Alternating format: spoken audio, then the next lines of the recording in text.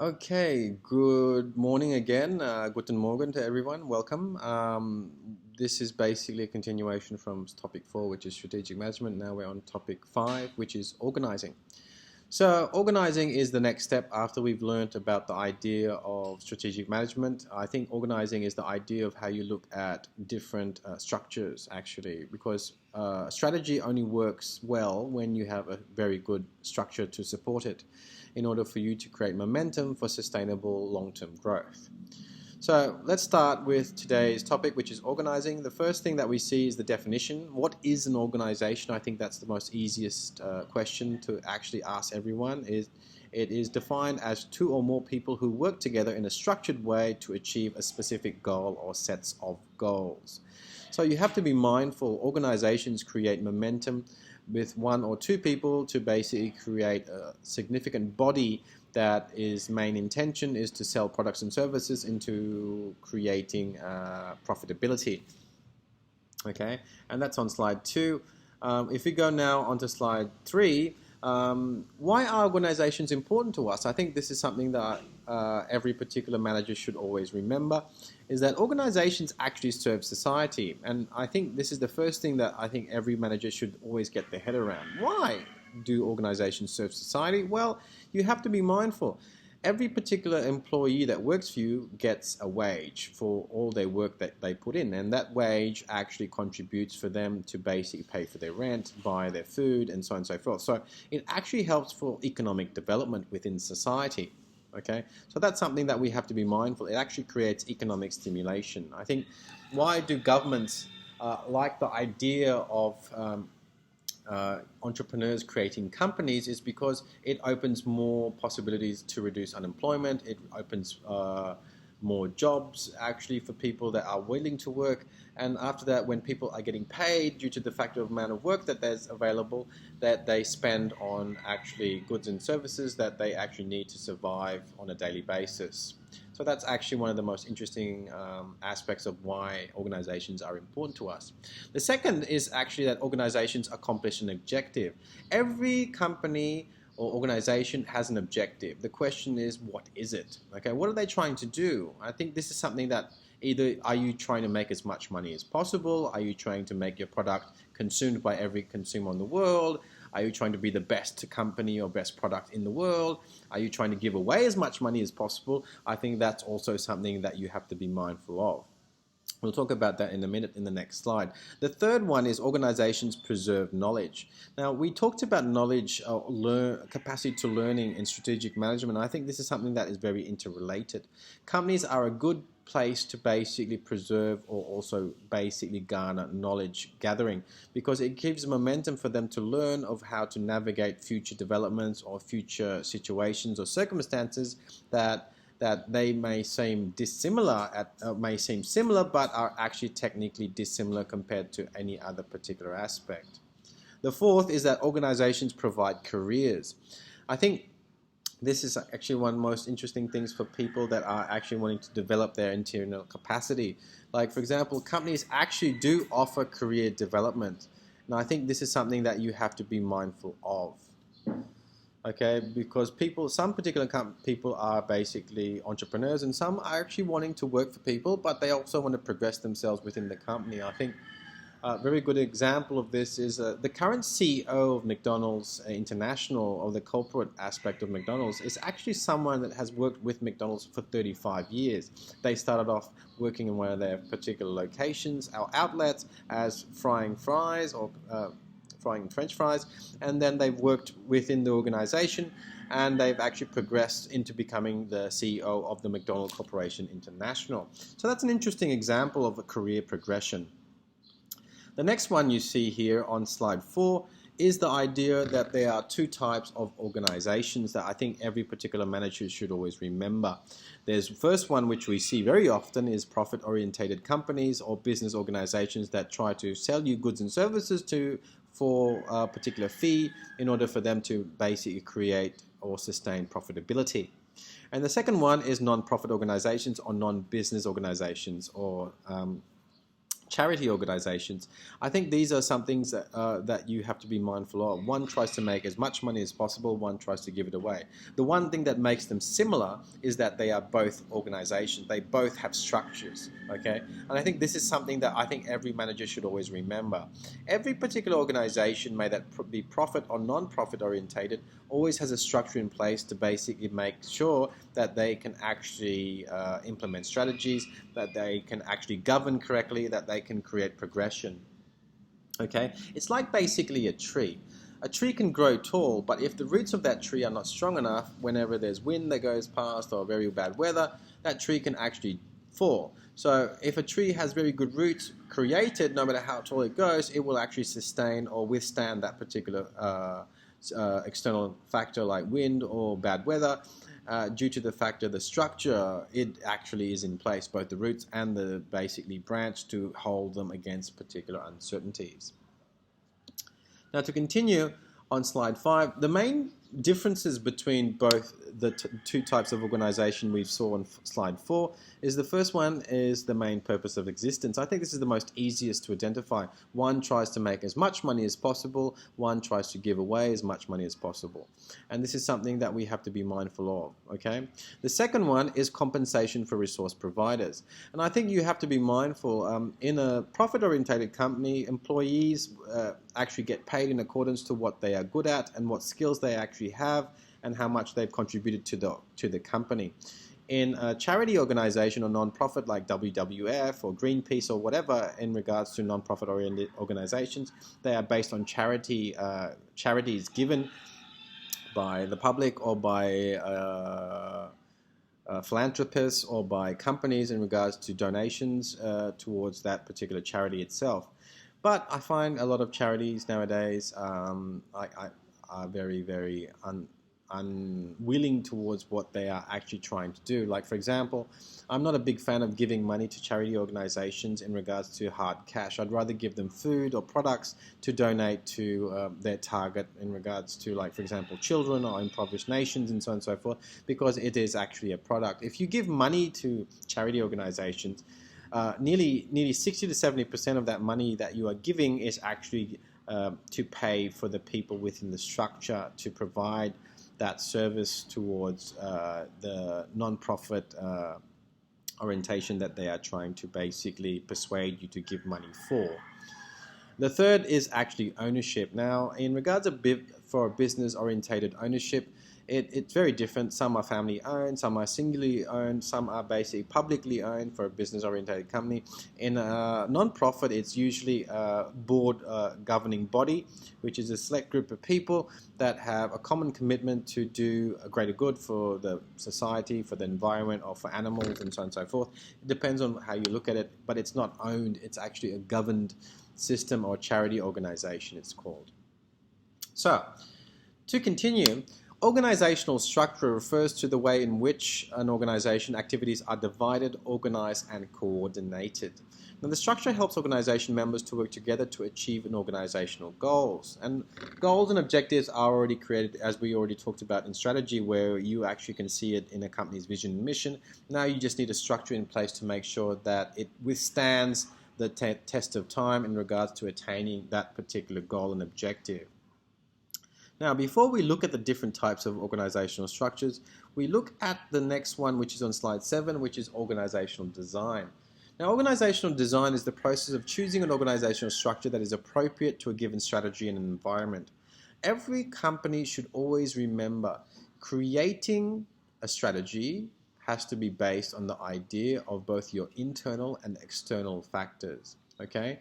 Once you've developed a strategy based on those two environments, then you select a structure to support your strategy.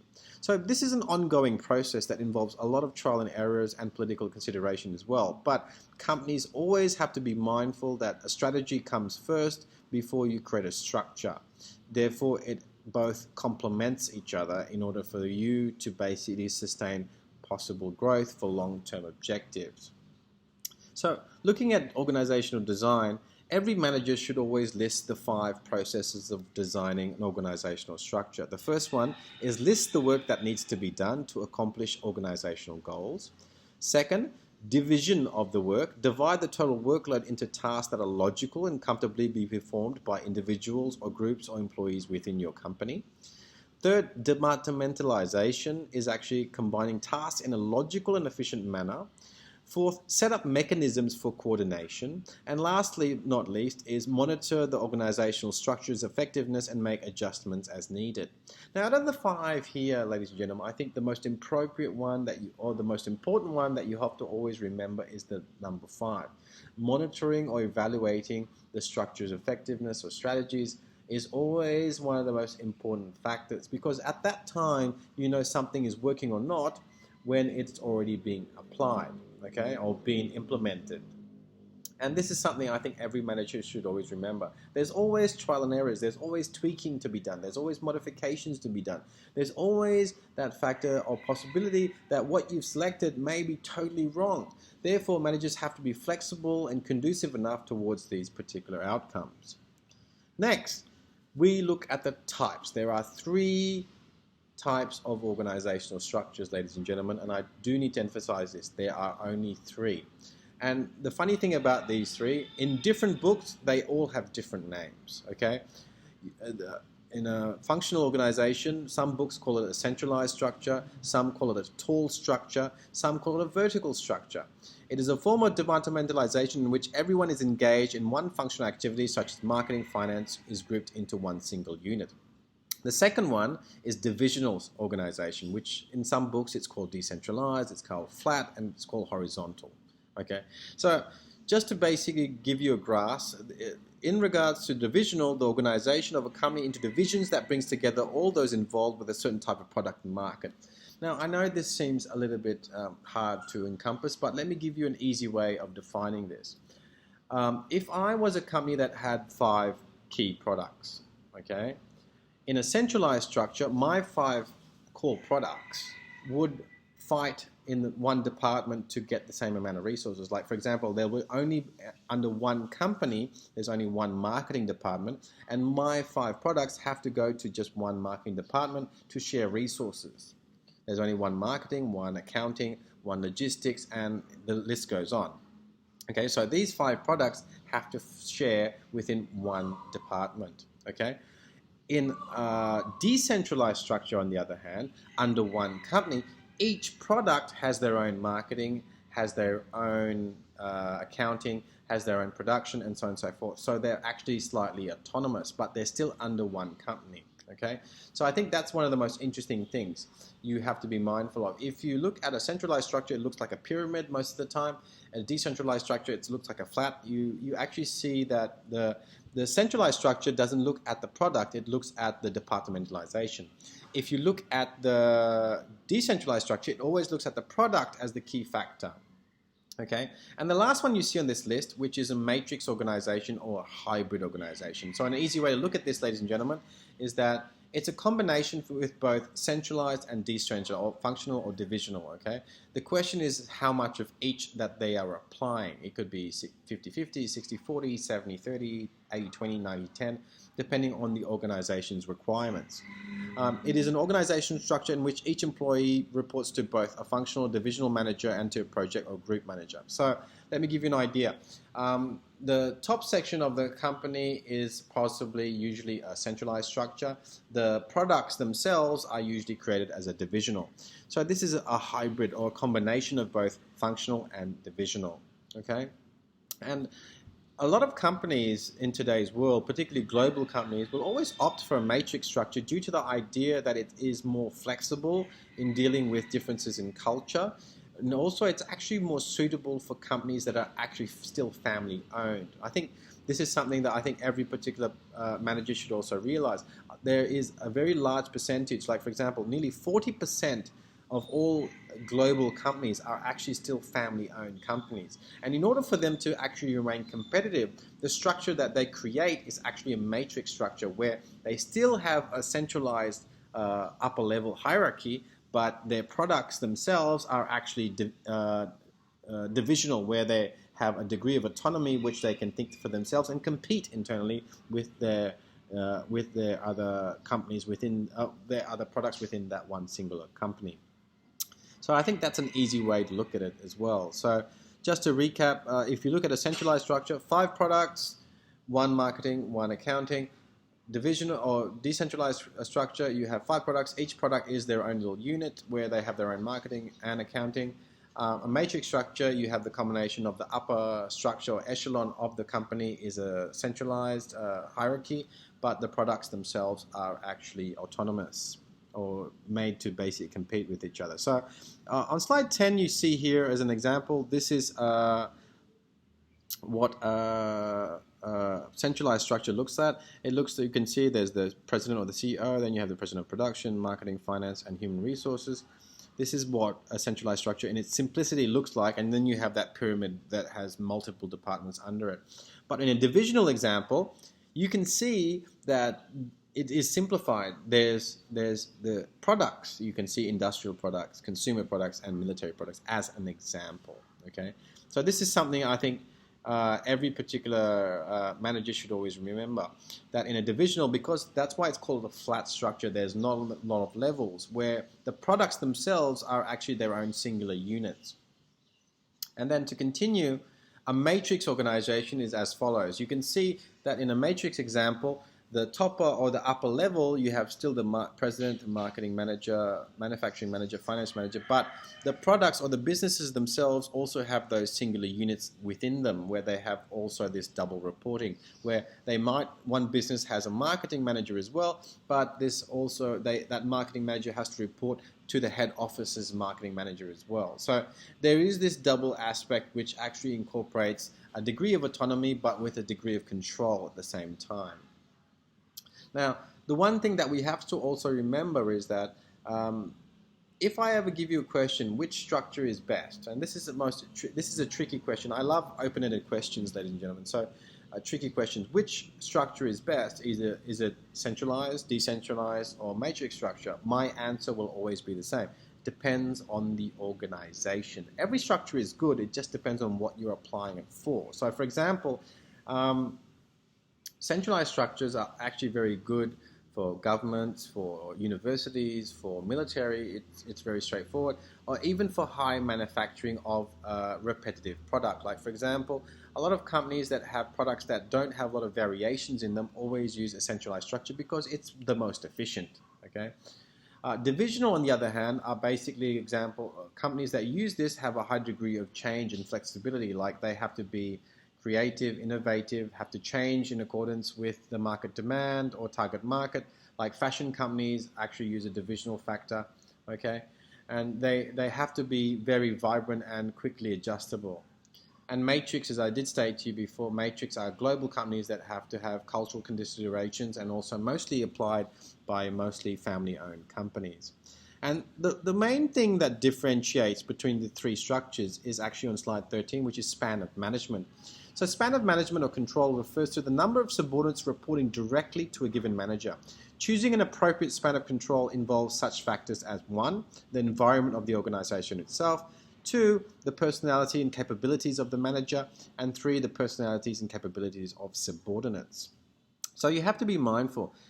I think most of you here have gone to an interview before for work. You probably have noticed that if you actually get into that company that you've interviewed for, it means the company saw something in you that is basically suiting or matching towards what the requirements that the company is looking for. But if you did not get into that company, don't fret.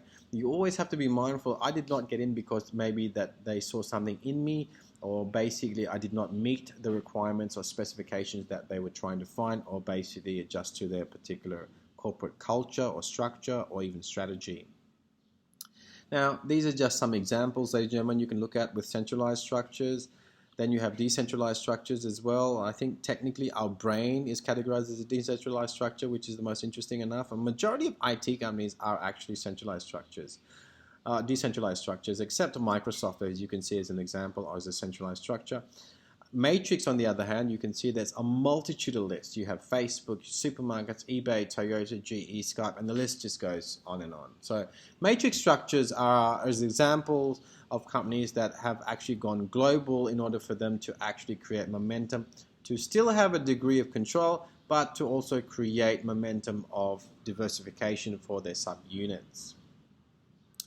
So on slide 17 is the most interesting question. Is organizing the same practice around the world? A clear answer to this is no, or basically no. True. Why? Because there's culture involved. How you motivate people in Indonesia is very different of how you motivate people in Germany. How you entice customers in Germany are very different to how you entice customers here. So you have to be mindful that certain structures work differently based on the cultural differences as well. So companies also have to be mindful towards, like, for example, in week 3 where we were talking about culture and ethics and social responsibility, cultural factors can determine strategies and structures that should be applied. So there is no one singular company that uses the same structure everywhere, because truthfully, nothing in business is universal, and I think every manager should remember that.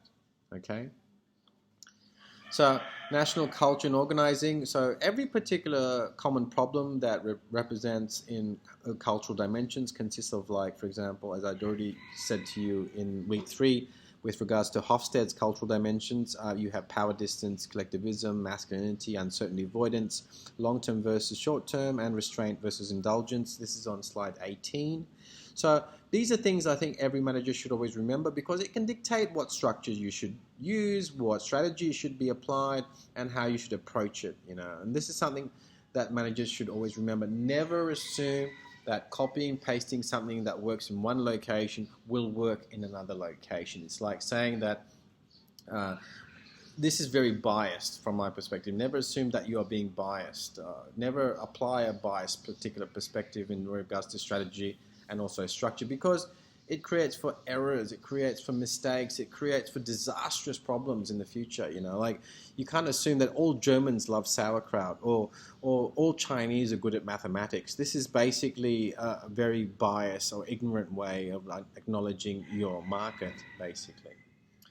Now, to end for today's class in organizing, food for thought. Henry Ford stated that business is never so healthy as when, like a chicken, it must do a certain amount of scratching around for what it gets. And that is it. So just to recap, structures in organizations are important. Therefore, I do need you guys and girls to always remember the 3 differentiations of structure. Why they're important, why they are different, why companies use them accordingly, and how they are basically efficient and effective in basically doing their task to supporting the strategy to create long-term attainment of their goals and objectives. Okay? And that is it. Thank you for today, and I will see you in the next class on Monday.